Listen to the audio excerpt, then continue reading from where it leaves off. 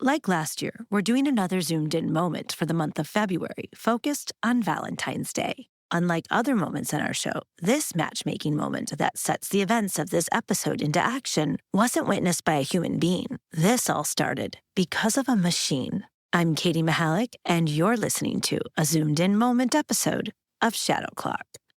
Why don't we start by both of you introducing yourselves by telling me your names? Okay. I'm Carolyn Muchhala. I am Kant Muchhala.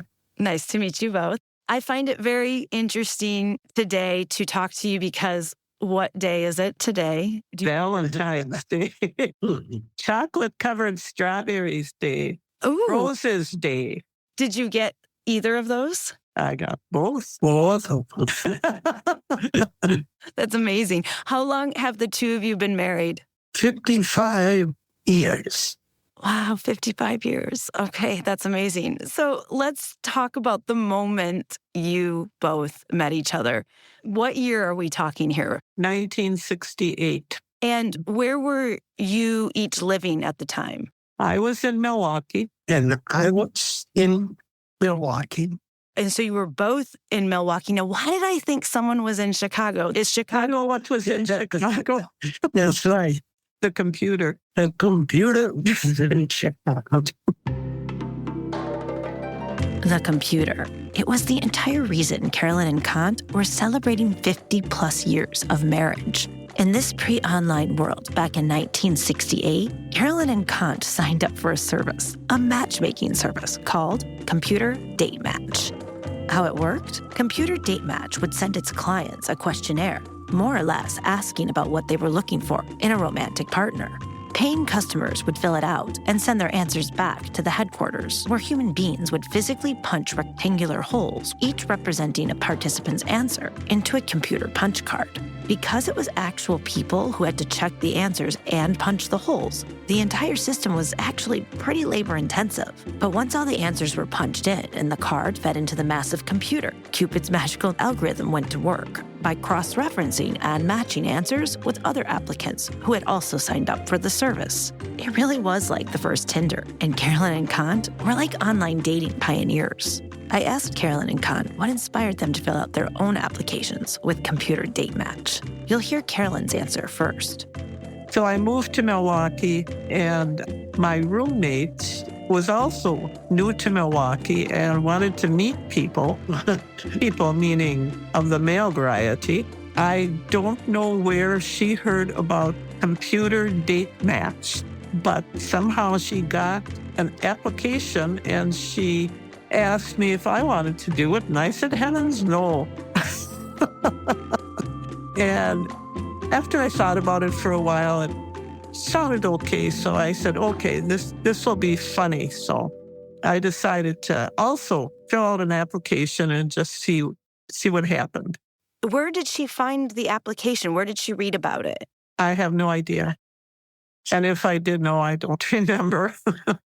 Okay, so you decide I'll fill out an application too. Did you? And it was a joke, yeah. The whole idea was a joke. For me, yeah. Or her.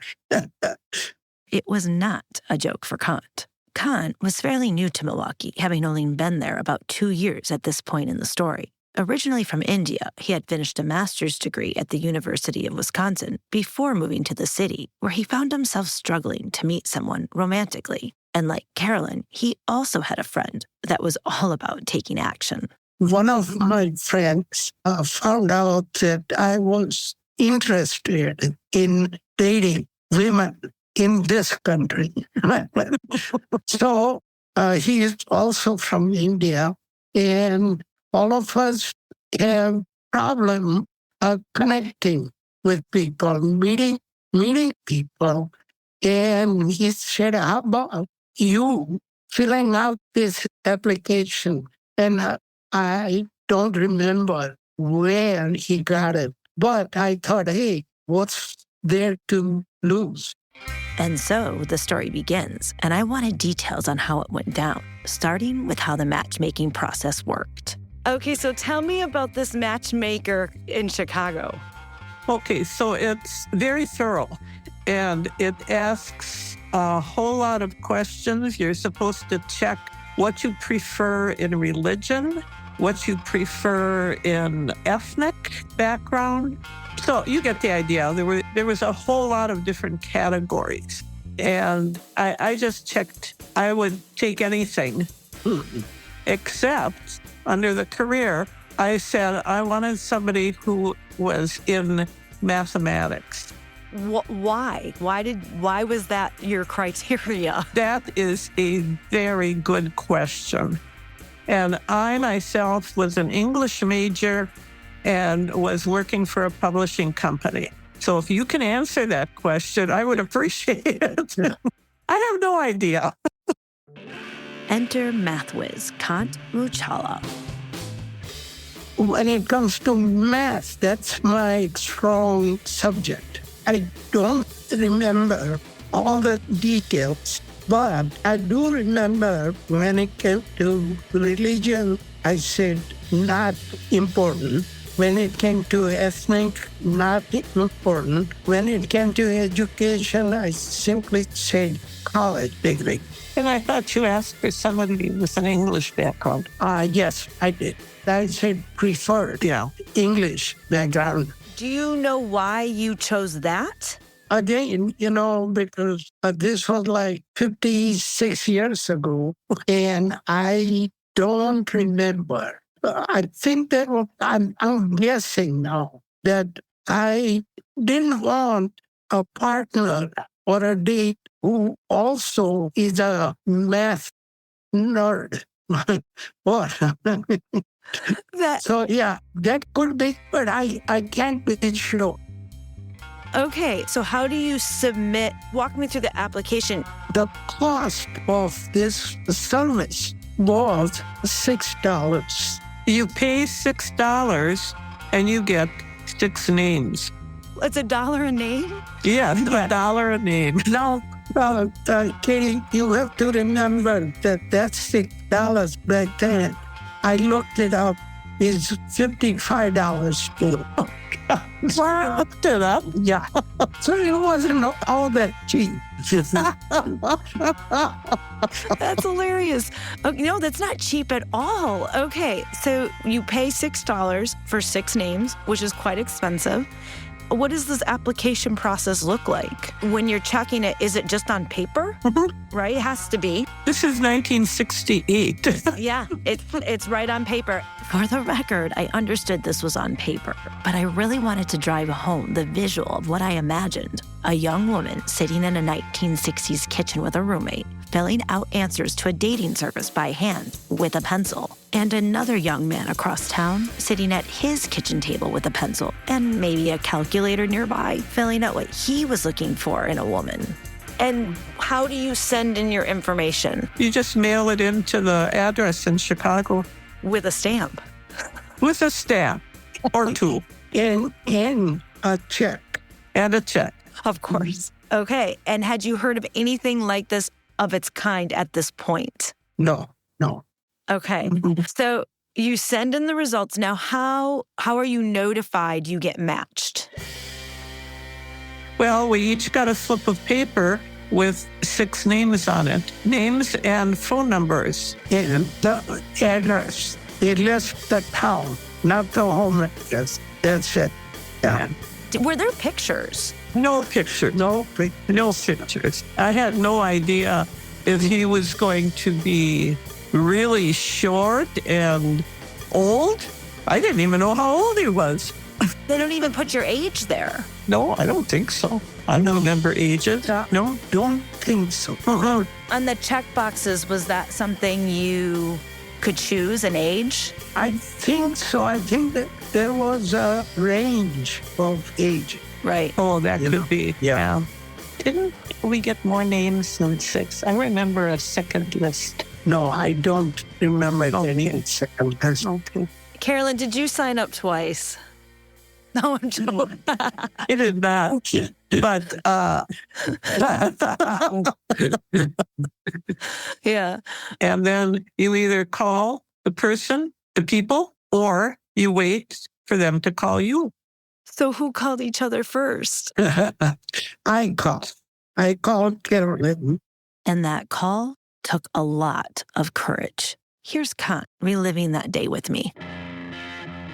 When you were getting up the courage to call these women, did you have to do like a pep talk for yourself? I think it sounds terrifying.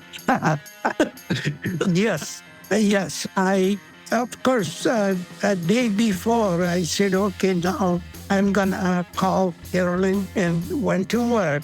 And whole day I was thinking that I want to call. And as I drove home, I kind of had to do, you're right, like a pep talk, and tell myself that, look, there is no risk here. I call, and if she shows no interest, then I move on, because I still have 4 more names. So it took some courage. Do you remember what you were most nervous about? I thought it's possible that when she hears my accent and finds out I'm from India, she may not show much interest. But again, it was like, hey, what's there to lose? So I did call, and we talked. And we talked for a long time. Yeah. On the phone. At least an hour. But it took some courage. And I was nervous. And I don't remember whether it showed when I first started talking to you, Carol. Oh, I don't remember that. But yes, I was nervous. And I was pleasantly surprised that, wow, it's this person is easy to talk to. And when he called, so we're in 1968, you said, we have no call waiting, we have no caller ID, we have no answering machines at the moment. So you're just at home and you pick up the call? Yes. And do you remember what he said? No. Did you have any suspicion? Like, okay, do you remember when you were back to that moment? Is there a time when you're like at home and every time the phone rings, you think, ooh, it could be someone? No, I don't remember feeling like that. No. I'm projecting. Okay, so you answer the phone and he introduces himself. Right. Only thing I remember that she let me talk about myself, my background, about India. And I tell you, Eddie, that there was the period in my life where I was homesick. So she gave me the opportunity to talk. And I was so pleased that somebody listened to me. Are you sure I was listening? Yeah. Oh, wow. I was, yeah. Did you ever know that? Has he told you that before? No. Yeah. And so did you decide during the phone call, okay, well, let's meet in person, or were there more phone calls? Oh, I think we set up a date right away. Yes. Mm-hmm. Where was your first date? In a restaurant. Do you remember the name? No. And he was wearing a suit. And I was all dressed up. Do you remember? This is 1968, you know. What were you wearing? Do you remember? No. I like the details. Now, I've interviewed several couples actually.